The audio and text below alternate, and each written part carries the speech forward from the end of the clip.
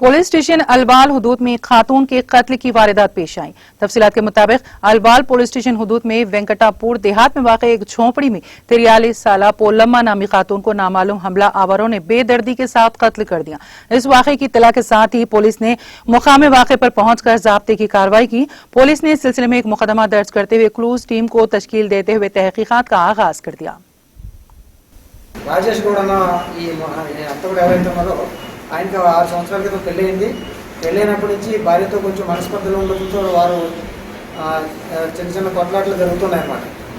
అయితే ఈ ఇంట్లో కాపురం వచ్చిన గత ఏడాదిన్నర కాలంగా ఈ పెద్ద ఆవిడ మహిళ తరచుగా సర్ది చెప్పడం జరిగేదట. అంటే చిన్న భార్యాభర్తలు కొట్లాడంత కొంచెం సర్ది చెప్పి కలిసి ఉండమని ప్రోత్సహించడం, అట్లా కొంచెంగా పెద్ద మనిషిగా వ్యవహరిస్తూ వాళ్ళు ఏదో కొంచెం మందలించడం అట్లా చేసేది.